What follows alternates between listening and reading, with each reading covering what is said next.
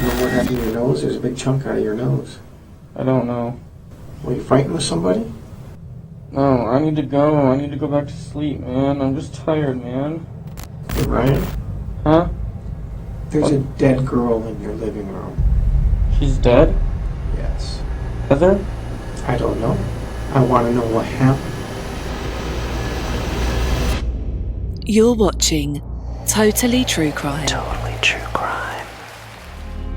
Ryan Thomas Waller was born in February 1988 and lived in Phoenix, Arizona.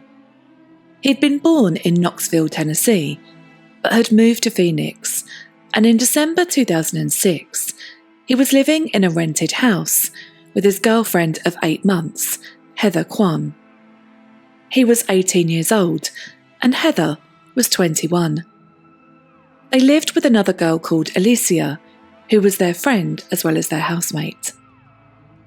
On Christmas Day 2006, Ryan's family contacted the police to ask them to conduct a welfare check on him, as he hadn't shown up at the family home for Christmas dinner. This was something he would never have missed, unless there was a problem.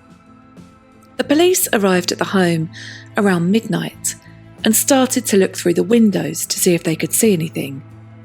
They could see a body inside the house, but incredibly, decided not to break in, and instead, they waited hours for a search warrant. They left the scene, and during this time, Alicia arrived home. She opened the door and went straight upstairs to her room, not noticing anything untoward. The police came back to the home and knocked on the door. Alicia came down from her room. She answered, and the police said they were there to search the premises. Moments later, they discovered Heather Quan's lifeless body on the couch. She'd been shot, and they also found her boyfriend, Ryan Waller, inside the home too. The officers approached him and asked him what had happened, but they couldn't get a straight answer from him.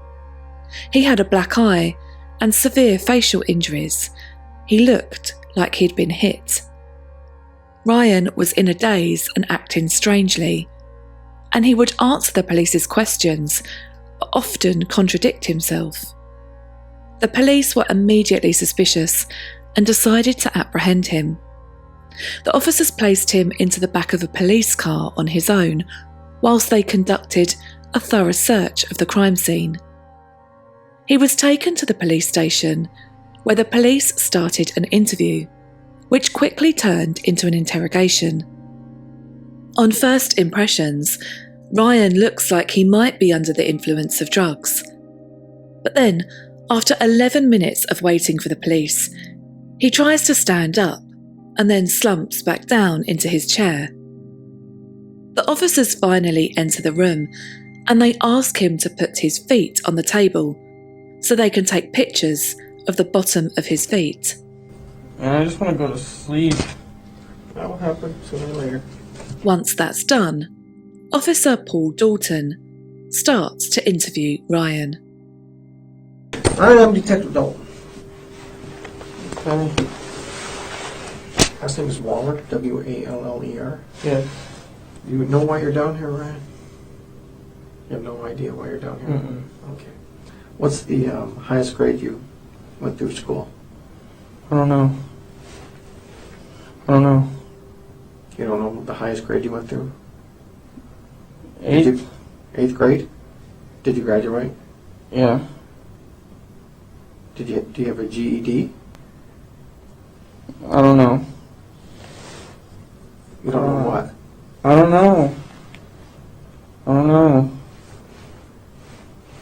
I just want to go home. The officer here is clearly trying to ascertain whether Ryan has any learning difficulties. Ryan then goes on to give the police some wrong answers when asked about Heather. He gives her wrong surname and wrong age. Do you have a girlfriend?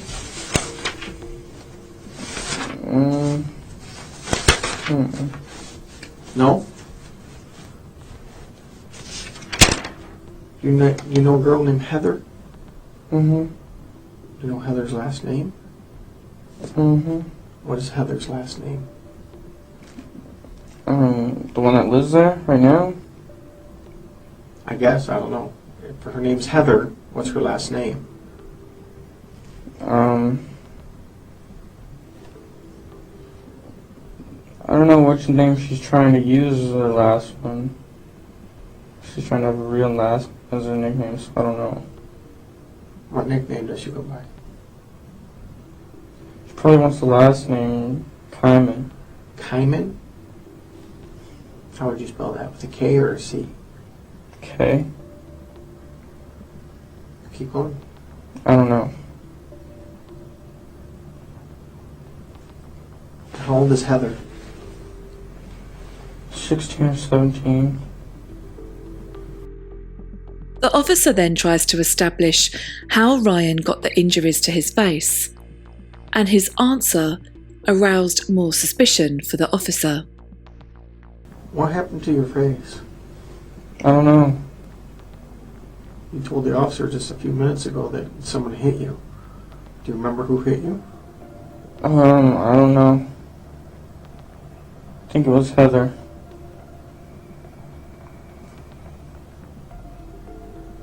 Why would Heather hit you? I don't know. It was an accident. I forgot why. What happened for her to hit you in the eye like that? She just hit me on accident. She was helping Christina with her hair or something. I don't know. Who's Christina? She's on the couch. Ryan starts to talk about someone called Christina. There is no one called Christina who lives in their home. What's Christina's last name? I don't know. What does she look like? I really don't know. You can probably hear that Ryan is getting frustrated with the officer. He keeps saying he's tired and he wants to go to sleep. What happened last night? I don't know. You don't know. I really don't. I just want to go to sleep and go to sleep. I want to pause the footage here so you can ask yourself a question. If you were the officer in charge, what would you be thinking? There are a few options, I'm guessing. Some may think that Ryan is being awkward and uncooperative because you believe he's responsible for his girlfriend's murder. Some of you might not be convinced yet of his guilt or his innocence, but you might think his demeanour is odd, maybe the result of shock. Some of you might suspect that he might be under the influence of drugs. Or maybe, like the officer, you're wondering if he might have any learning difficulties. Well, that's not what's wrong with Ryan. Ryan has been shot in the face. 2 armed men had broken into Ryan and Heather's home and shot Ryan. The bullet entered Ryan's face on the left side and into his left temporal lobe. It had shattered his eye socket, and fragments of his skull were embedded in his brain. This caused Ryan's brain to swell, and there were splinters behind his eyes too. Despite his obvious visible injuries and his confused state, Ryan was not given a checkover in the hospital. He did not get the medical attention he desperately needed. And he had suffered all of this, sat in the back of a police car whilst they searched the house. He'd also changed his clothes, he'd been photographed and searched, and now he was being interrogated. And the interrogation was far from over. I don't know what anybody was doing. I really don't. And Christina was on the couch? Heather was. Heather was on the couch. You told me Christina was on the couch just a minute ago. I don't know, man. I really don't. I really don't. You just don't know? I really don't, man. Or you don't want to tell me? I really don't know, man. I really don't. I just want to go and go to sleep, man. Remember what happened to your nose? There's a big chunk out of your nose. I don't know. Someone grab you? Were you fighting with somebody? No, I need to go. I need to go back to sleep, man. I'm just tired, man. That's it.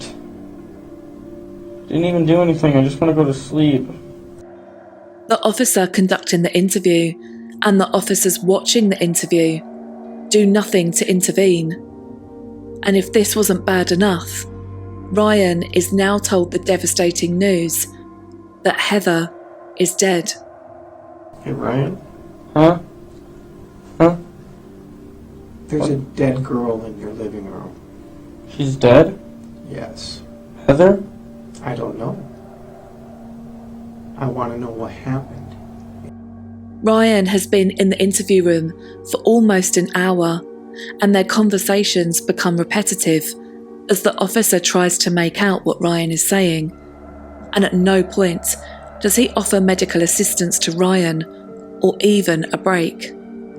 But then, incredibly, Ryan says something to the officer that changes everything. The girl on the couch is dead? I don't know if she's on the couch. She's dead.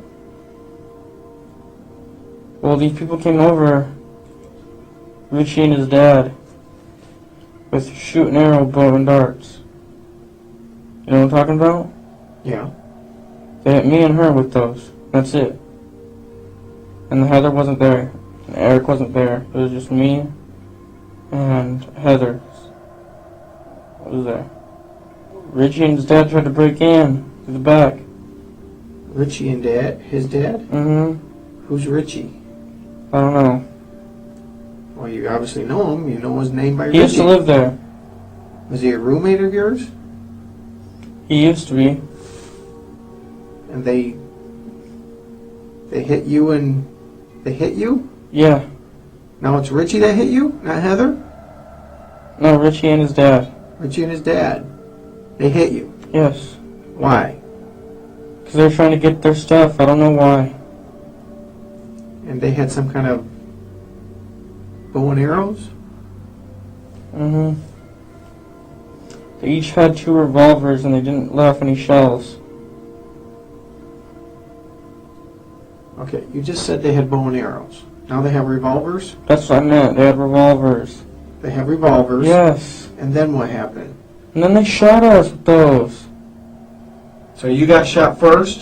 Mm-hmm. And what happened? Did you fall to the ground? Yeah, I was trying to get up and shit, and I couldn't. I don't Okay. know. And then she got shot? Mm-hmm.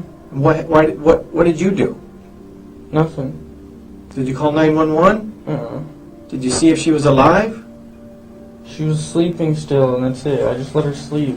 She got shot in the side of the face and you let her sleep? Yes. This does not make sense, Ryan. I know, I didn't mean to, man. I'm sorry. I didn't know she was passing out. That's because I got shot wrong once, too, and I was gonna pass out. I don't know. You're saying right now you've been shot Yes. in the eye Yes. with a revolver. Yes. Alright. Ryan, you need to start telling me the truth because your story doesn't make sense. I'm trying, man. I don't know. Just ask me anything and I'll tell you the truth. Just ask me. Well, I'm trying to, and you're not even coming close to the truth. Let me see your nose. Put your legs down. Put your legs down. Bring your face closer. Oh, my head hurts. The officers watching the interview have realised that what Ryan has said might hold some truth. If he had been shot, it would explain his injuries, the way he's talking, and his behaviour. Yes. I got the fire department coming to take a look at it. They're going to probably take you to the hospital. You taking me to the hospital? Yeah, we're going to take you to the hospital. Why? Well, if you've seen your face and the way you're doing things, it doesn't make sense right now, okay? We're just going to make sure you're okay. I just want to go back to bed, man. Well, that's the problem. If you have some kind of head injury, you shouldn't be sleeping. Ryan Waller was finally taken to the hospital after 6 hours of interrogation by the police. He had also survived most of Christmas Day on his own, in the house with the body of his murdered girlfriend. But you guys confirm. Ryan. Yeah, we'll take them. I don't know why. Yeah, we can tell. Ryan was taken to hospital and he was in a critical condition. He had suffered permanent damage as a result of the injuries he had sustained. He lost his left eye and part of his brain. He started having severe seizures, and he also experienced memory loss. He was in hospital for 35 days. He was alive, but the quality of his life had seriously declined.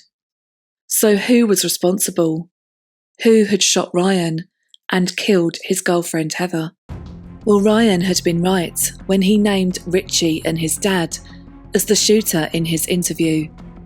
Richie Carver was Ryan's former housemate and friend, and in the early hours of Christmas morning, he and his father, Larry Carver, had decided to take revenge on Ryan for a previous argument they'd had.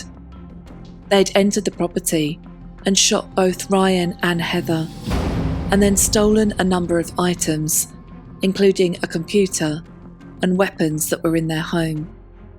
Heather was killed because she'd witnessed them shooting Ryan. The police arrested Richie, who was still in the area, but his father Larry had fled to California, taking the .22 caliber gun with him. He was soon found and apprehended. Larry's wife Cheryl was interviewed by police to try to find out if she knew about the crimes committed by her husband and son. She told the police that Larry and Richie had left the house in the early hours of Christmas morning and said they were headed to Ryan's house to pick up some of Richie's belongings that had been left there. They also wanted to confront Ryan over an alleged pistol whipping incident. Larry arrived home shortly afterwards and confessed to his wife that there had been, quote, a fuck-up and killed 2 people. He said he needed to get out of town. Richie had been in prison before on armed robbery charges. He had a history of violence, including domestic violence. Both men were charged with murder and other offences, including burglary and aggravated assault. Richie was found guilty of murder and sentenced to life in prison without the possibility of parole. But the path to justice regarding Larry was not as clear. Larry and Cheryl had a turbulent relationship, and she would later go on to retract her statement, telling the police that she said it to get revenge on Larry after they'd had an argument. The whole case against him fell apart, as her confession was the only evidence that linked him to being with Richie that night. This was devastating for both Ryan, who was living with life-changing injuries, and Heather's family, who had lost their innocent daughter. A long legal battle ensued, and finally, in January 2013, 6 years after Heather had been killed, Larry was found guilty of murder, attempted murder, burglary, and aggravated assault, and he too was sentenced to life without the possibility of parole. Larry died in prison in June 2023.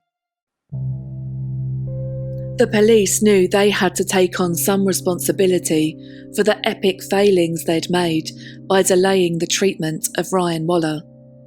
A doctor went on record saying that the time Ryan was delayed getting treatment was likely to have added to the severity of his injuries, as his brain was bleeding, which was causing swelling, and his brain also caught an infection, which too added to the severity of his injuries. Ryan's family filed a lawsuit for $15 million, and over 4 years, the Phoenix Police Department and the City of Phoenix prepared for trial. But just 3 weeks before the trial was due to start, the city found a doctor who wrote a report determining that the delay in his treatment did not impact the severity of his injuries. This was hugely refuted by a brain surgeon who was in contact with Ryan and his family. This was a huge blow for Ryan, whose quality of life had been seriously affected. As if that wasn't bad enough, there were other claims made against both Officer Dalton, the officer who had interviewed Ryan, and his team. On the police report, it was alleged that the date of the incident was recorded as the 23rd of December, 2 days before the incident happened. It was alleged that the officer did this to try to avoid accountability for the delay in treatment, alluding that Ryan had already been injured for 2 days. But this was quickly amended when it was proven that Ryan had been in good health on the 23rd. He had been decorating his parents' bedroom. Alicia, the other housemate, also confirmed that the incident happened on the 25th. After an investigation, there was no action taken against the police department or Officer Dalton. Ryan's family are still hoping that one day they will have their day in court, now more than ever. Because on the 20th of January 2016, Ryan Waller was out shopping in a grocery store where he had a seizure that caused him to fall and hit his head. Ryan tragically passed away. He was just 27 years old. On his online obituary, a relative wrote, "I'm so sorry for what happened. I miss you. I love you. I know you are in heaven. Rest in peace." Heather's family were also proactive in their grief, and they put together new legislation in America which amended the marital privilege that spouses would get when their partner commits a crime. Under this new legislation, it meant that spouses had to testify in court.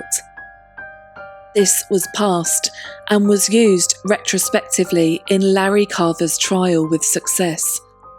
This legislation will undoubtedly bring more justice to other people where it's enforced. This law is now known as Heather's Law. Thank you for watching. If you found this video interesting, please like and subscribe for weekly videos like these. You've been watching Totally True Crime.